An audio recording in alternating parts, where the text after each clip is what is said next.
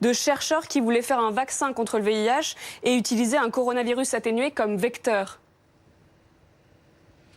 Écoutez, il y a à Wuhan ce qu'on appelle un laboratoire P4 qui existe depuis maintenant 3-4 ans et qui a été construit pour s'occuper des virus émergents et des virus particulièrement, je dirais, ayant une pathogénicité importante, où on isole donc ces virus particulièrement toxiques. Nous en avons un en France qui est à Lyon et chaque grand pays a un laboratoire P4 de ce type.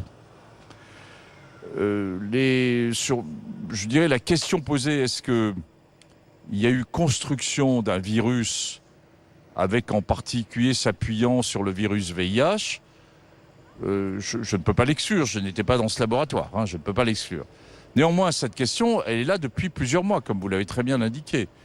Il y a un papier très construit par des collègues américains dans Nature dans la première quinzaine de mars, qui a séquencé complètement. C'est-à-dire qu'on peut être capable de repérer millimètre par millimètre, et ce n'est pas des millimètres, c'est évidemment beaucoup plus fin que ça, mais c'est une image du séquençage du génome du virus chinois et des virus qui sont issus de ce virus chinois en Europe, et qui a regardé, avec les séquences que nous connaissons parfaitement bien du virus VIH, et qui a regardé éventuellement des zones d'analogie ou de partage.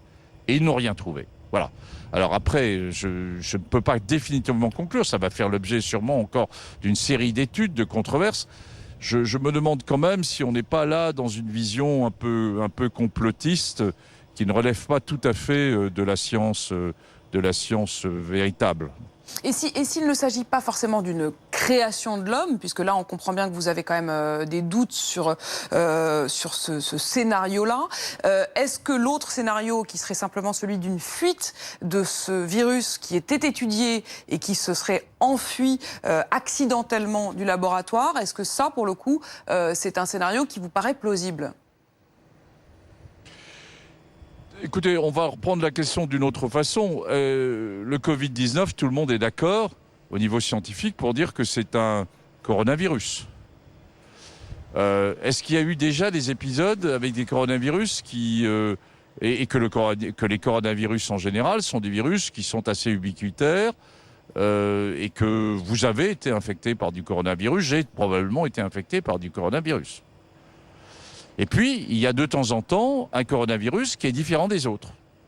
Et ça a été le cas en particulier sur les deux premiers, au niveau du SARS et du MERS, qui étaient des coronavirus, mais qui étaient différents des autres, qui avaient une pathogénicité qui est apparue.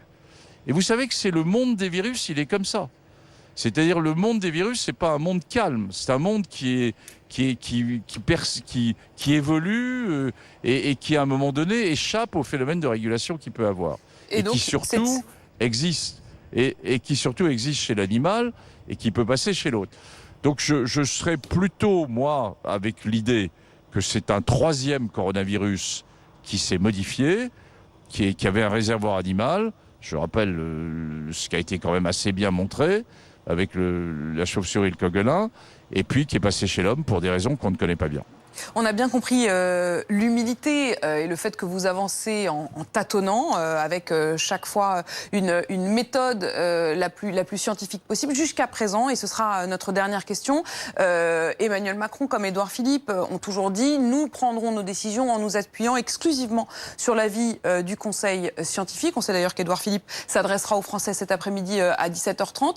Est-ce que vous redoutez le moment où il y aura forcément des arbitrages qui vont devoir être rendus ? À un moment, le politique doit décider et il devra mettre dans la balance non seulement vos avis scientifiques, mais également des considérations plus économiques. Où mettre le curseur et jusqu'à quand ? Écoutez, vous l'avez très bien rappelé, nous sommes un conseil scientifique qui est là pour éclairer, pour poser les questions scientifiques, éclairer le politique, et les décisions sont celles des politiques.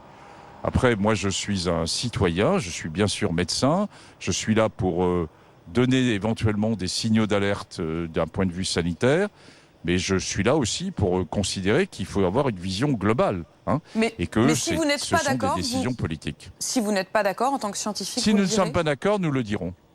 nous le dirons. Les choses sont C'est très notre claires. rôle. Merci beaucoup. Merci Jean-François Delfrécy d'avoir été avec nous pour ce grand entretien exceptionnel. Merci à vous, Margot Merci à Fauville. vous.